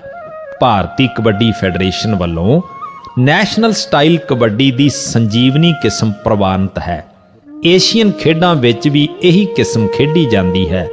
ਸੰਜੀਵਨੀ ਕਬੱਡੀ ਵਿੱਚ ਖਿਡਾਰੀਆਂ ਦੇ ਸਰਜੀਤ ਹੋਣ ਅਤੇ ਮਰ ਜਾਣ ਦਾ ਨਿਯਮ ਹੈ। ਇੱਕ ਟੀਮ ਦੇ ਜਿੰਨੇ ਖਿਡਾਰੀ ਮਰ ਜਾਂਦੇ ਹਨ, ਵਿਰੋਧੀ ਟੀਮ ਦੇ ਉਨੇ ਖਿਡਾਰੀ ਸਰਜੀਤ ਹੋ ਜਾਂਦੇ ਹਨ ਅਤੇ ਉਨੇ ਅੰਕ ਵੀ ਮਿਲਦੇ ਹਨ। ਨੈਸ਼ਨਲ ਸਟਾਈਲ ਕਬੱਡੀ ਇੱਕ ਆਇਤਾਕਾਰ ਮਿੱਟੀ ਦੇ ਪੋਲੇ ਮੈਦਾਨ ਵਿੱਚ ਖੇਡੀ ਜਾਂਦੀ ਹੈ। ਮੈਦਾਨ ਦੇ ਬਿਲਕੁਲ ਵਿਚਕਾਰ ਮੱਧ ਰੇਖਾ ਹੁੰਦੀ ਹੈ। ਇਹ ਖੇਡ ਮੈਦਾਨ ਨੂੰ ਦੋ ਬਰਾਬਰ ਭਾਗਾਂ ਵਿੱਚ ਵੰਡਦੀ ਹੈ। ਜੂਨੀਅਰ ਖਿਡਾਰੀਆਂ ਅਤੇ ਇਸਤਰੀਆਂ ਲਈ ਮੈਦਾਨ ਛੋਟਾ ਹੁੰਦਾ ਹੈ। ਪੂਰਾ ਮੈਚ 20-20 ਮਿੰਟ ਦੀਆਂ ਦੋ ਵਾਰੀਆਂ ਵਿੱਚ ਖੇਡਿਆ ਜਾਂਦਾ ਹੈ। ਵਾਰੀਆਂ ਦੇ ਵਿਚਕਾਰ 5 ਮਿੰਟ ਦਾ ਸਮਾਂ ਆਰਾਮ ਲਈ ਹੁੰਦਾ ਹੈ। ਜੂਨੀਅਰ ਖਿਡਾਰੀਆਂ ਅਤੇ ਇਸਤਰੀਆਂ ਲਈ 15-15 ਮਿੰਟ ਦੀਆਂ ਦੋ ਵਾਰੀਆਂ ਹੁੰਦੀਆਂ ਹਨ। ਕਬੱਡੀ ਦੋ ਟੋਲੀਆਂ ਵਿਚਕਾਰ ਖੇਡੀ ਜਾਂਦੀ ਹੈ। ਟੋਲੀਆਂ ਲਈ ਅੱਜ-ਕੱਲ੍ਹ ਟੀਮ ਸ਼ਬਦ ਪ੍ਰਚਲਿਤ ਹੈ। ਹਰੇਕ ਟੀਮ ਵਿੱਚ 12 ਖਿਡਾਰੀ ਹੁੰਦੇ ਹਨ। ਖੇਡ ਵਿੱਚ 7 ਖਿਡਾਰੀ ਭਾਗ ਲੈਂਦੇ ਹਨ। 5 ਖਿਡਾਰੀ ਵਾਧੂ ਹੁੰਦੇ ਹਨ। ਵਾਧੂ ਖਿਡਾਰੀ ਨੂੰ ਲੋੜ ਪੈਣ ਤੇ ਖੇਡ ਰਹੇ ਖਿਡਾਰੀ ਨਾਲ ਬਦਲਿਆ ਜਾ ਸਕਦਾ ਹੈ। ਦੋਹਾਂ ਟੀਮਾਂ ਦੇ ਖਿਡਾਰੀ ਇੱਕ-ਇੱਕ ਕਰਕੇ ਵਾਰੀ-ਵਾਰੀ ਦੂਜੀ ਟੀਮ ਤੇ ਧਾਵਾ ਬੋਲਣ ਜਾਂਦੇ ਹਨ। ਇਸ ਨੂੰ ਕਬੱਡੀ ਪਾਉਣਾ ਜਾਂ ਰੇਡ ਪਾਉਣਾ ਕਿਹਾ ਜਾਂਦਾ ਹੈ। ਜੋ ਖਿਡਾਰੀ ਕਬੱਡੀ ਪਾਉਣ ਜਾਂਦਾ ਹੈ ਉਸ ਨੂੰ ਧਾਵੀ ਕਿਹਾ ਜਾਂਦਾ ਹੈ। ਧਾਵੀ ਵਿਰੋਧੀ ਟੀਮ ਦੇ ਖਿਡਾਰੀ ਨੂੰ ਛੂਹ ਕੇ ਵਾਪਸ ਆਪਣੇ ਮੈਦਾਨ ਵਿੱਚ ਆਉਣ ਦੀ ਕੋਸ਼ਿਸ਼ ਕਰਦਾ ਹੈ। ਦੂਜੀ ਟੀਮ ਦੇ ਖਿਡਾਰੀ ਉਸ ਨੂੰ ਅਜਿਹਾ ਕਰਕੇ ਵਾਪਸ ਪਰਤ ਜਾਣ ਤੋਂ ਰੋਕਦੇ ਹਨ। ਰੋਕਣ ਵਾਲੇ ਖਿਡਾਰੀਆਂ ਨੂੰ ਜਾਫੀ ਕਿਹਾ ਜਾਂਦਾ ਹੈ। ਪਿਆਰੇ ਬੱਚੋ, ਇਹ ਸੀ ਤੁਹਾਡੀ ਜਮਾਤ ਦਾ ਪਾਠ 9ਵਾਂ ਕਬੱਡੀ। ਜਿਸ ਤਰ੍ਹਾਂ ਅੱਜ ਤੁਸੀਂ ਮੇਰੇ ਨਾਲ ਮਿਲ ਕੇ ਇਸ ਪਾਠ ਨੂੰ ਪੜ੍ਹਿਆ ਹੈ, ਮੈਂ ਉਮੀਦ ਕਰਦਾ ਕਿ ਇਸ ਪਾਠ ਦਾ ਰਹਿੰਦਾ ਹਿੱਸਾ ਵੀ ਤੁਸੀਂ ਇਸੇ ਤਰ੍ਹਾਂ ਧਿਆਨਪੂਰਵਕ ਪੜ੍ਹੋਗੇ ਅਤੇ ਅਭਿਆਸ ਵਿੱਚ ਪੁੱਛੇ ਗਏ ਸਵਾਲਾਂ ਦੇ ਠੀਕ-ਠੀਕ ਉੱਤਰ ਦਿਓਗੇ। ਧੰਨਵਾਦ।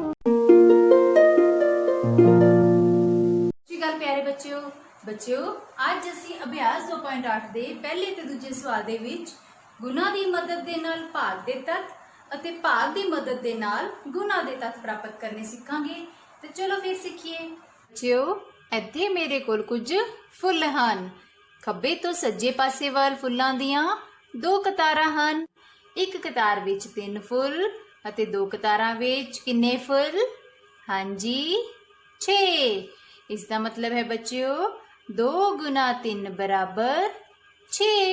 ਜੇਕਰ ਬੱਚਿਓ ਮੈਂ ਇਹਨਾਂ ਫੁੱਲਾਂ ਨੂੰ 2 ਬਰਾਬਰ ਭਾਗਾਂ ਵਿੱਚ ਵੰਡਣਾ ਹੋਵੇ ਤਾਂ ਹਰ ਇੱਕ ਸਮੂਹ ਦੇ ਵਿੱਚ ਕਿੰਨੇ ਫੁੱਲ ਹੋਣਗੇ? ਹਾਂਜੀ, 3 ਫੁੱਲ। ਇਸ ਦਾ ਮਤਲਬ ਹੈ ਬੱਚਿਓ 6 ਭਾਗ 2 ਬਰਾਬਰ 3। ਤੇ ਜੇਕਰ ਮੈਂ ਇਹਨਾਂ ਫੁੱਲਾਂ ਨੂੰ 3 ਬਰਾਬਰ ਭਾਗਾਂ ਵਿੱਚ ਵੰਡਣਾ ਹੋਵੇ ਤਾਂ ਹਰ ਇੱਕ ਸਮੂਹ ਵਿੱਚ ਕਿੰਨੇ ਫੁੱਲ ਹੋਣਗੇ? 2 ਫੁੱਲ।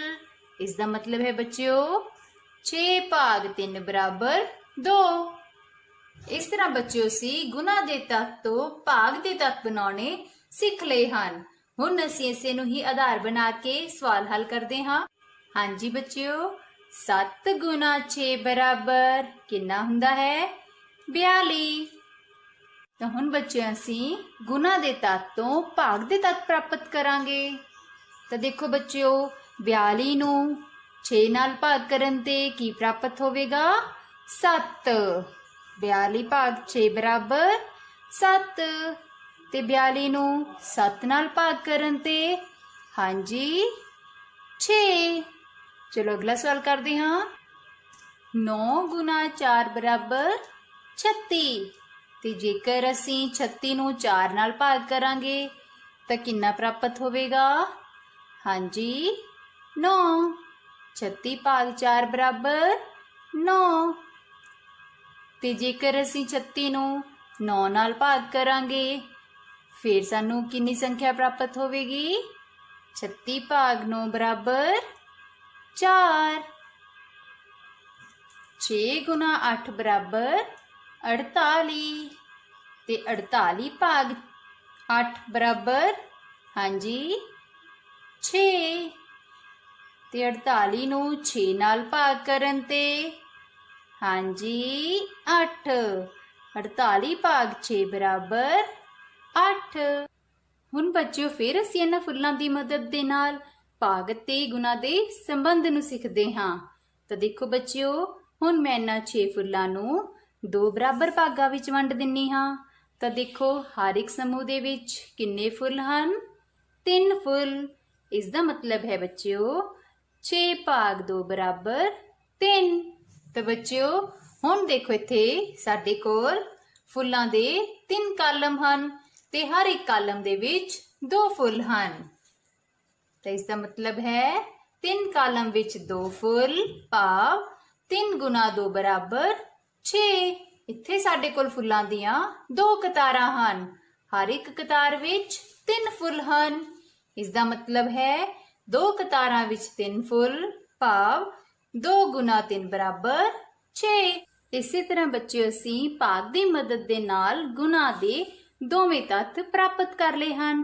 ਤਾਂ ਹੁਣ ਅਸੀਂ ਇਸੇ ਨੂੰ ਆਧਾਰ ਬਣਾ ਕੇ ਸਵਾਲ ਹੱਲ ਕਰਦੇ ਹਾਂ।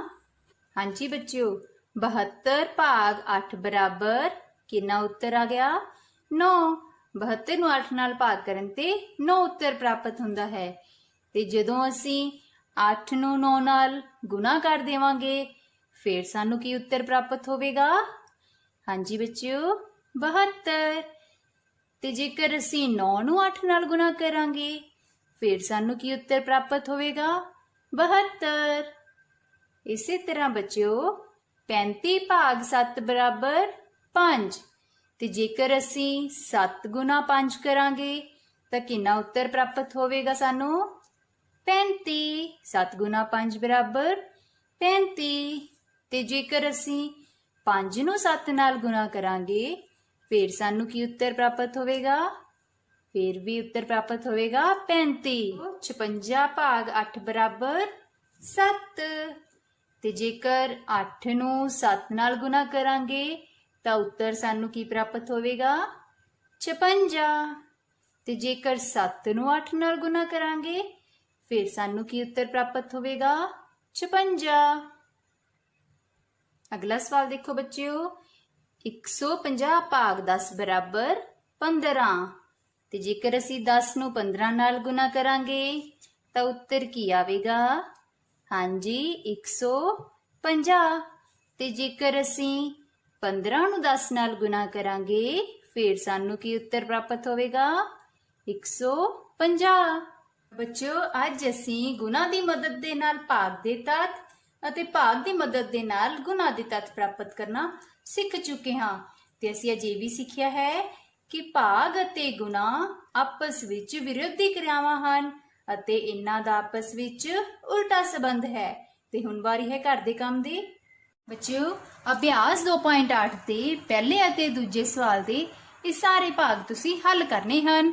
ਤਾਂ ਫਿਰ ਮਿਲਦੇ ਹਾਂ। ਧੰਨਵਾਦ।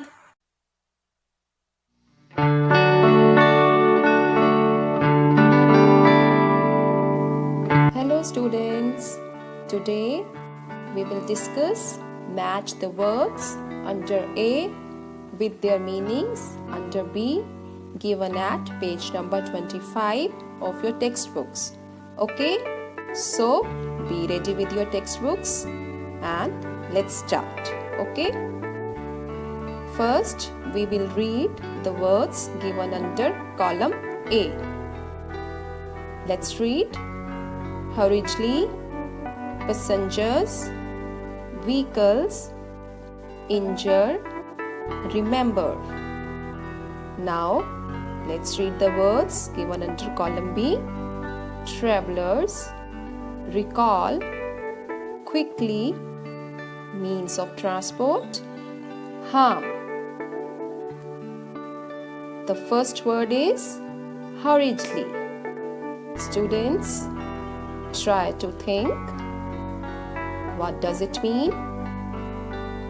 You can guess from the picture. The man is walking hurriedly, quickly. Yes, so hurriedly means quickly, quickly. So match the word hurriedly with quickly. Okay? The next word is passengers. Passengers, yes. What does it mean? Look at the picture. Yes, they are passengers. Travelers. Passengers means travelers. Match the word passengers with travelers. Okay? Next is vehicles. Students, try to guess it. We have done it so many times. Yes? Yes, you are right. These are means of transport used to move from one place to another. So, vehicles means of transport. Match it with means of transport. The next word is injure. Yes, injure. When you are harmed. The boy is physically harmed. Okay? So, injure means harm. Harm. Match the word injure with harm. Okay? The last word is remember. Remember. Look at the picture. The boy is trying to recall something. So, you can guess it. Remember means recall. Okay? Recall. Match the word remember with recall. Okay? Now, let's revise the words. Hurriedly, quickly, passengers, travelers, vehicles, means of transport, injure, harm, remember, recall. I hope you have done it in your textbooks. Okay, now it's time for your homework. And your homework is to write the words with their meanings in your notebooks neatly. Okay? Thank you. See you soon.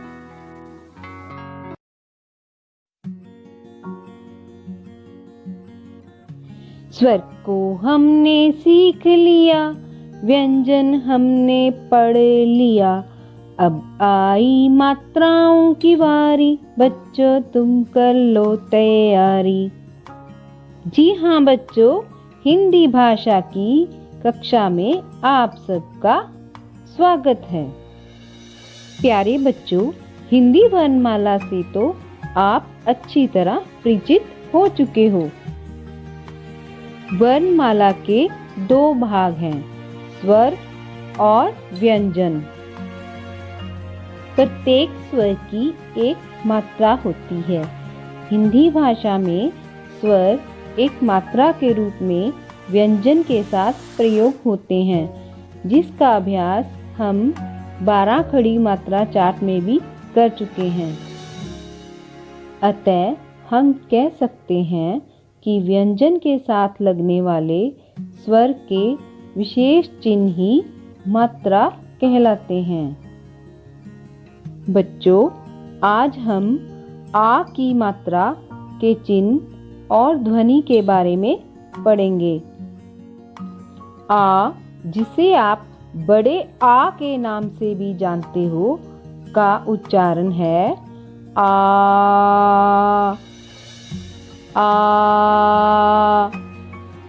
इसके लिए हम मुंह थोड़ा बड़ा करके खोलकर ध्वनि निकालते हैं। हम कुछ शब्दों को बोलने का अभ्यास करते हैं, जैसे आम, आग, आलू, आईना। इन शब्दों में आ का प्रयोग अपने मूल रूप में सबसे पहले स्थान पर किया गया है और उसकी ध्वनि पर पूरा जोर देकर बोला जाता है।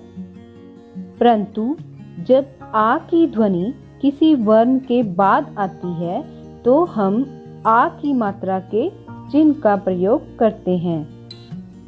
बच्चों, आ की मात्रा का चिन्ह एक सीधी खड़ी रेखा होती है जो कि हमेशा वर्ण के बाद लगती है।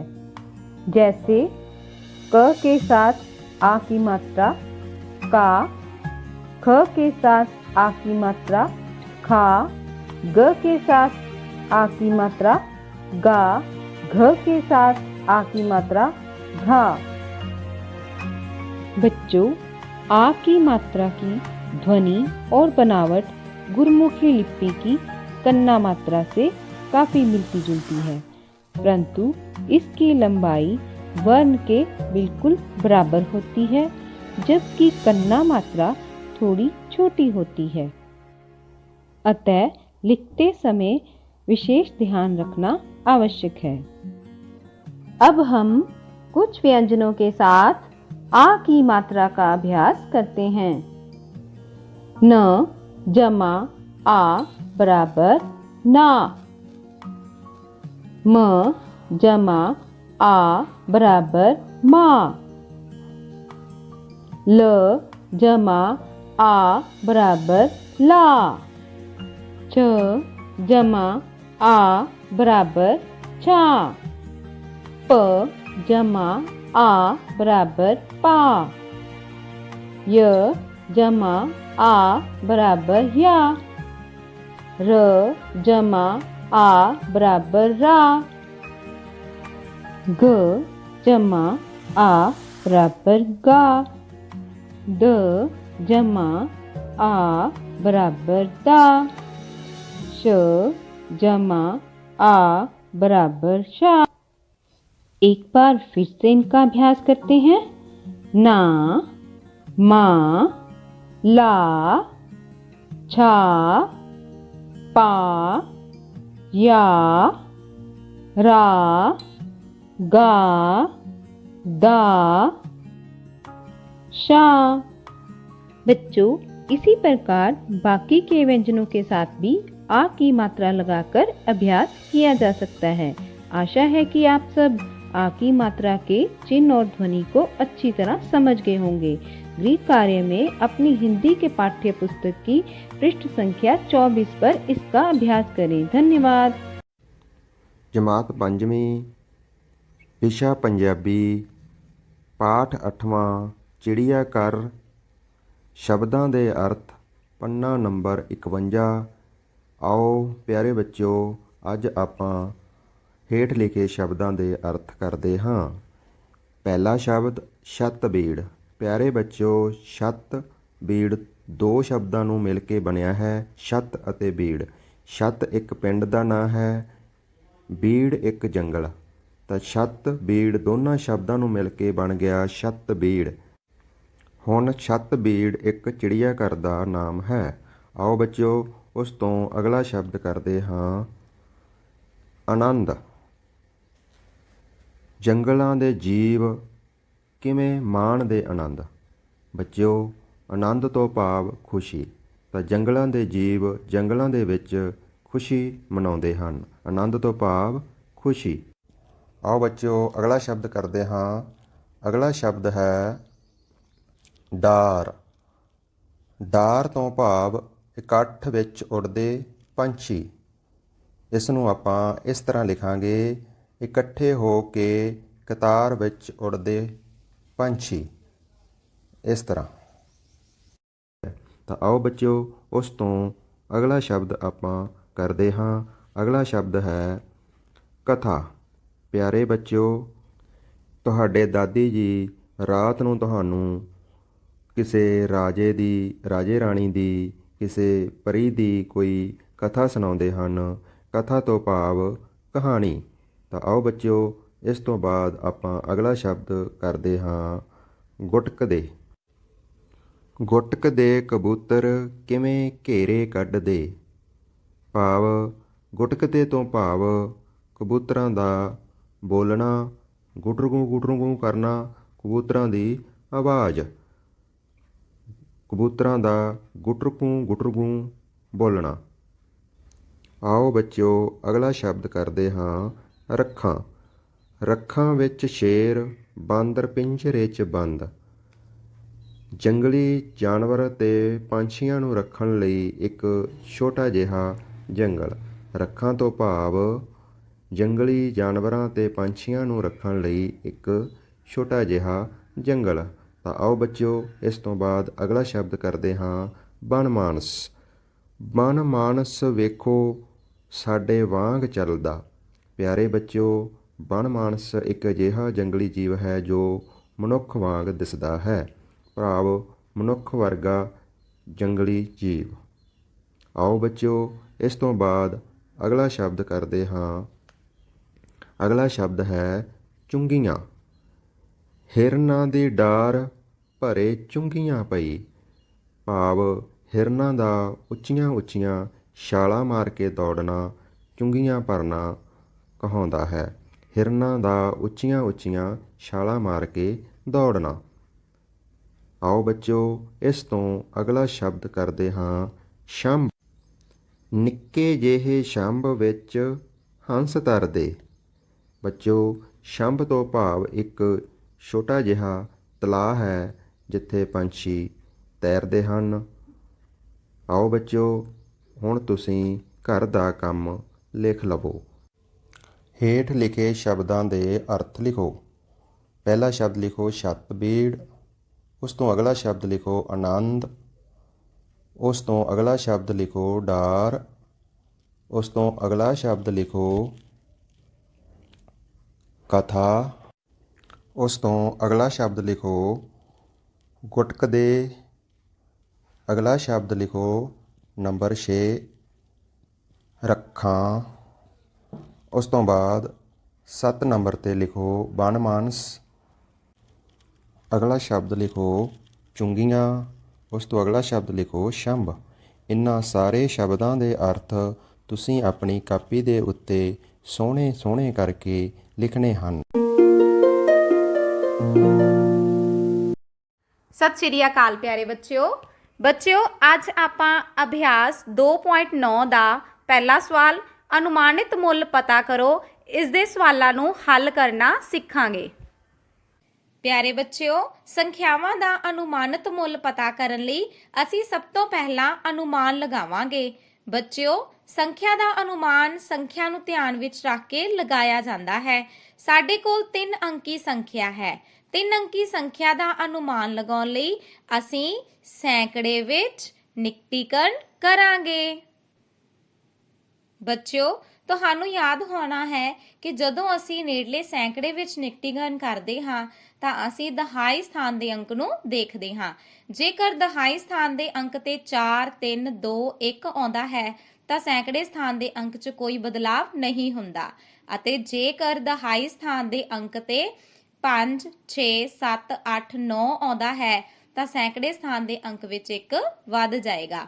ਪਿਆਰੇ ਬੱਚਿਓ, ਸਾਡੇ ਕੋਲ ਇੱਥੇ ਦਹਾਈ ਸਥਾਨ ਦੇ ਅੰਕ ਤੇ ਹੈ 5। ਇਸ ਨੂੰ ਅਸੀਂ ਤੁਕਬੰਦੀ ਰਾਹੀਂ ਵੀ ਕਰਦੇ ਹਾਂ। ਜੇਕਰ ਨਿਕਟੀਕਰਨ ਸੈਂਕੜਾ ਕਰਨਾ, ਪਿੱਛੇ 2 ਸਿਫਰ ਲਗਾਓ। 5 ਤੋਂ 9 ਦਹਾਈ ਦੇ ਲਈ ਸੈਂਕੜੇ ਦੇ ਵਿੱਚ 1 ਵਧਾਓ। 7 ਤੋਂ 8 ਹੋ ਜਾਏਗਾ। ਇਸ ਤਰ੍ਹਾਂ 753 ਦਾ ਅਨੁਮਾਨ 800 ਹੈ। ਬੱਚਿਓ, ਨੇੜਲੇ ਸੈਂਕੜੇ ਵਿੱਚ ਨਿਕਟੀਕਰਨ ਕਰਨ ਲਈ ਅਸੀਂ ਦਹਾਈ ਸਥਾਨ ਦੇ ਅੰਕ ਨੂੰ ਦੇਖਦੇ ਹਾਂ।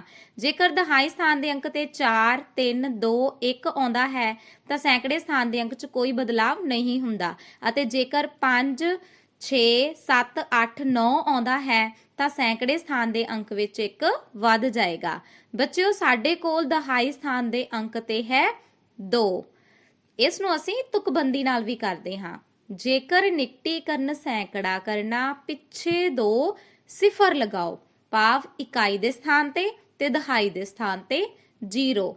5 ਤੋਂ 9 ਦਹਾਈ ਦੇ ਲਈ ਸੈਂਕੜੇ ਦੇ ਵਿੱਚ 1 ਵਧਾਓ, ਪਰ ਸਾਡੇ ਕੋਲ ਇੱਥੇ ਹੈ 2, ਇਸ ਲਈ ਸੈਂਕੜੇ ਦੇ ਸਥਾਨ ਦੇ ਅੰਕ 'ਚ ਕੋਈ ਬਦਲਾਵ ਨਹੀਂ ਹੋਏਗਾ, ਭਾਵ 525 ਦਾ ਅਨੁਮਾਨ 500 ਹੈ। ਇਸ ਤਰ੍ਹਾਂ ਬੱਚਿਓ, ਸੰਖਿਆ 753 ਅਤੇ 525 ਦਾ ਅਨੁਮਾਨਿਤ ਜੋੜ 1300 ਹੈ ਅਤੇ ਅਸਲ ਜੋੜ 1278 ਹੈ। ਬੱਚਿਓ, 5897 ਅਤੇ 2987 ਦਾ ਅਨੁਮਾਨਿਤ ਮੁੱਲ ਪਤਾ ਕਰਨ ਲਈ ਅਸੀਂ ਨੇੜਲੇ ਹਜ਼ਾਰ ਵਿੱਚ ਨਿਕਟੀਕਰਨ ਕਰਾਂਗੇ।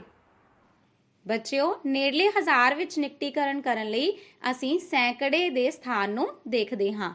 ਜੇਕਰ ਸੈਂਕੜੇ ਦੇ ਸਥਾਨ ਤੇ ਅੰਕ 4, 3, 2, 1 ਆਉਂਦਾ ਹੈ ਤਾਂ ਹਜ਼ਾਰ ਸਥਾਨ ਦੇ ਅੰਕ ਵਿੱਚ ਕੋਈ ਬਦਲਾਵ ਨਹੀਂ ਹੋਵੇਗਾ ਅਤੇ ਜੇਕਰ ਸੈਂਕੜੇ ਸਥਾਨ ਤੇ ਅੰਕ 5, 6, 7, 8, 9 ਆਉਂਦਾ ਹੈ ਤਾਂ ਹਜ਼ਾਰ ਸਥਾਨ ਦੇ ਅੰਕ ਵਿੱਚ 1 ਵੱਧ ਜਾਏਗਾ।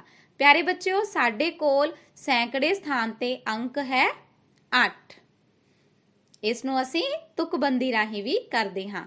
ਜੇਕਰ ਨਿਕਟੀਕਰਨ ਹਜ਼ਾਰ ਕਰਨਾ, ਪਿੱਛੇ ਸਿਫਰ 3 ਲਗਾਓ, ਭਾਵ ਇਕਾਈ, ਦਹਾਈ ਅਤੇ ਸੈਂਕੜੇ ਦੇ ਸਥਾਨ ਤੇ।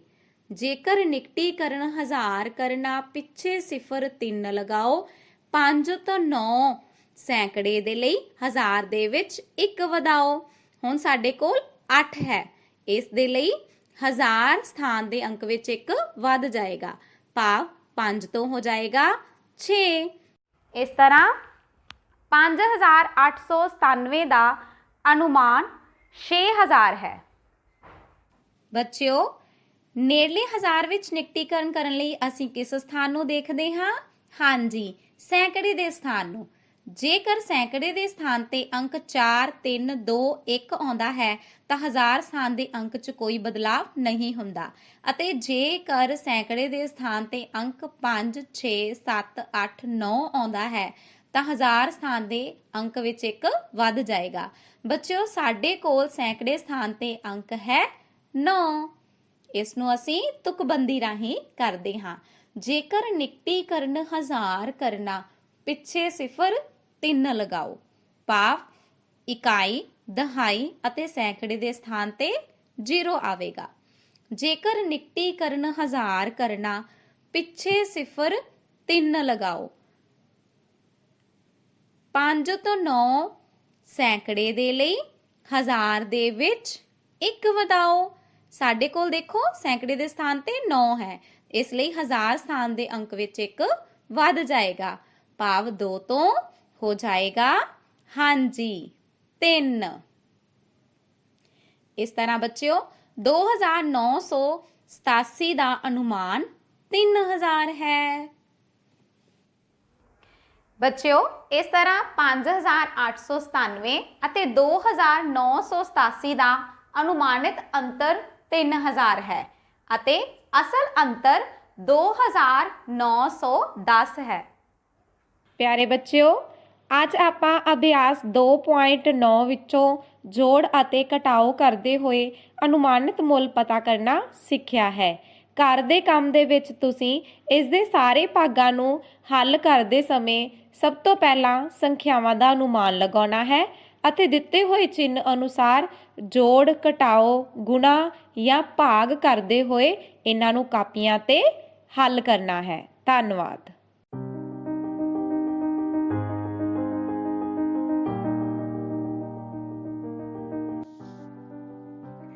Hello dear students, today we are going to do last exercise from lesson number 2, that is think over it. Do you know what is this? This is a housefly. I'm sure you must have seen it. They are present in our surroundings in large numbers. Let me share some facts about a housefly. A housefly has 6 legs. Students, what do you think? Are they harmful or useful to us? You will be surprised to know that they are carriers of dangerous diseases. Our first fact is a housefly can carry 9 milligram of fecal matter on its legs. Whenever a housefly sits on waste matter, the dirt gets stuck on its legs, and the same are carried to the place where it sits after that. Now, our next fact is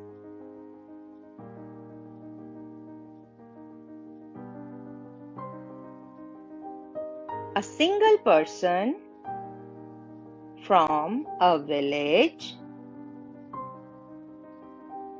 defecating in the open can cause disease to many others, as a housefly can fly to cover an area up to 3 kilometers.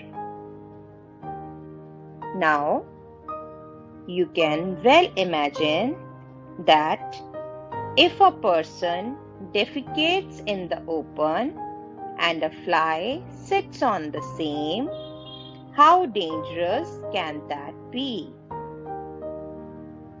As you have come to know, a housefly can fly up to a distance of 3 kilometers. That means it can cause dangerous diseases to people living within a distance of 3 kilometers from the place of open defecation. So, what have we learned today?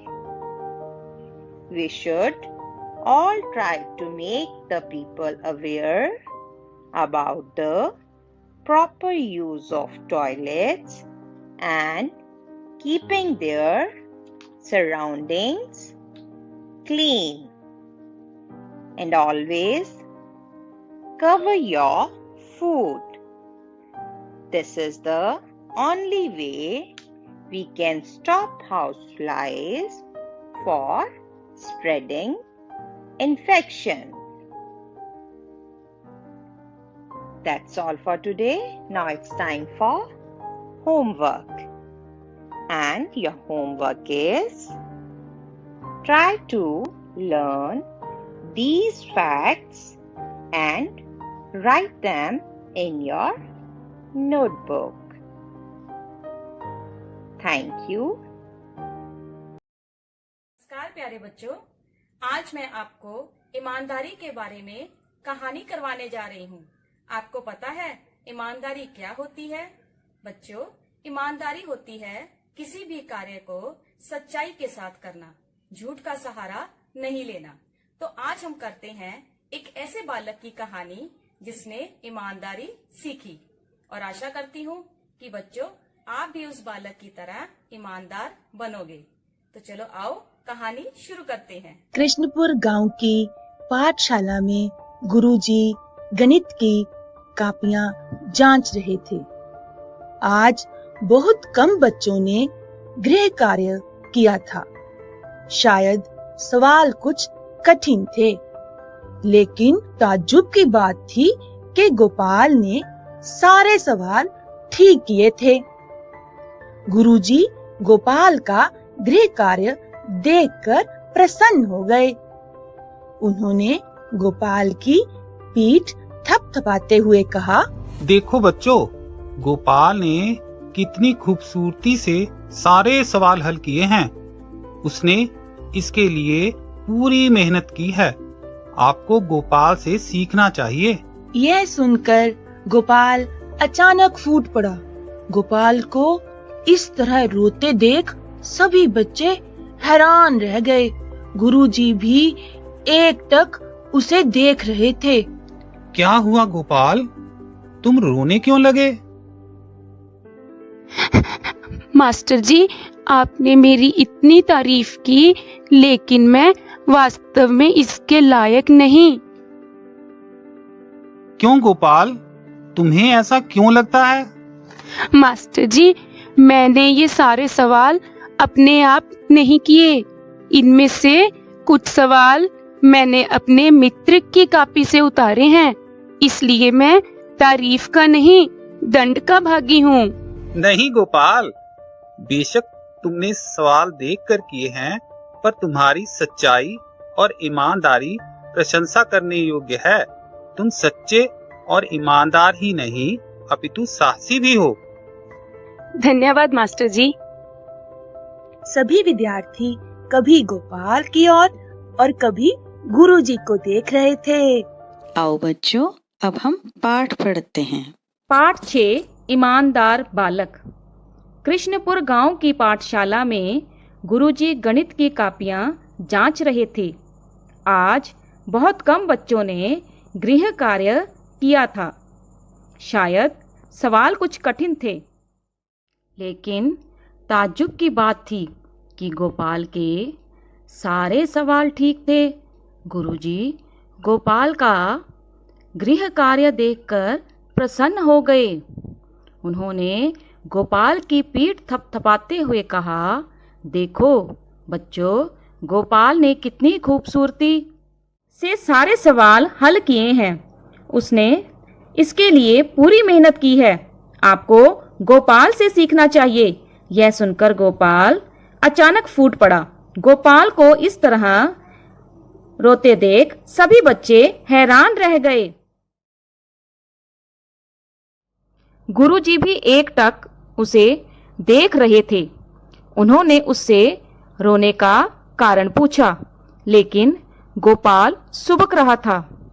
आखिर उसने धीरे से उठकर कहा, master जी, आपने इतनी तारीफ की, लेकिन मैं वास्तव में इसके लायक नहीं। मैंने ये सारे सवाल अपने आप नहीं किए।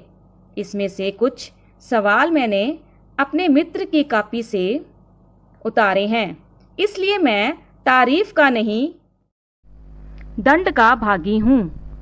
नहीं गोपाल, मास्टर जी ने मंद मंद मुस्कुराते हुए कहा, बेशक तुमने सवाल देख कर किए हैं, पर तुम्हारी सच्चाई और ईमानदारी प्रशंसा करने योग्य है। तुम सच्चे और ईमानदार ही नहीं, अपितु साहसी भी हो। गोपाल का हृदय रोमांचित हो गया। सभी विद्यार्थी कभी गोपाल और मास्टर जी को देख रहे थे। अब गृह कार्य में आपने इस पाठ को पढ़ना है और इसका सार याद करना है। बहुत ही ਸਤਿਕਾਰਯੋਗ ਅਧਿਆਪਕ ਸਾਹਿਬਾਨ ਅਤੇ ਪਿਆਰੇ ਵਿਦਿਆਰਥੀਓ, ਆਪਾਂ ਪੰਜਾਬੀ ਦੀ ਲਿਖਾਈ ਦੇ ਬਾਰੇ ਗੱਲਬਾਤ ਕਰਦੇ ਪਏ ਆਂ ਤੇ ਹੁਣ ਅਸੀਂ ਪੰਜਾਬੀ ਦੇ ਦੂਜੇ ਸੈੱਟ ਦੇ ਦੂਜੇ ਅੱਖਰ ਦੇ ਉੱਤੇ ਪਹੁੰਚ ਚੁੱਕੇ ਆਂ। ਇਹ ਬੇਟਾ ਤੁਸੀਂ ਦੇਖੋ, ਦੂਜੇ ਸੈੱਟ ਦਾ ਦੂਜਾ ਅੱਖਰ ਆ ਜਿਹੜਾ ਅੱਖਰ ਚੱਚਾ, ਉਹਦੀ ਬਣਤਰ ਅਸੀਂ ਕਿਸ ਤਰ੍ਹਾਂ ਬਣਾਉਣੀ ਹੈ। ਸਭ ਤੋਂ ਪਹਿਲੇ ਸਟੈਪ ਦੇ ਵਿੱਚ ਬੇਟਾ ਅਸੀਂ ਕੀ ਕਰਨਾ, ਉੱਪਰਲੇ ਪਾਸੇ ਨੂੰ ਅਸੀਂ ਰੇਖਾ ਜਿਹੜੀ ਆ ਆਪਣੇ ਅੰਦਾਜ਼ੇ ਦੇ ਨਾਲ ਜਿੰਨੀ ਅਸੀਂ ਅੱਖਰ ਦੀ ਚੌੜਾਈ ਰੱਖਣੀ ਆ ਉਸ ਹਿਸਾਬ ਦੇ ਨਾਲ ਅਸੀਂ ਰੇਖਾ ਲੈ ਲੈਣੀ ਹੈ। ਚੱਚਾ ਬਣਾਉਣ ਦੇ ਲਈ।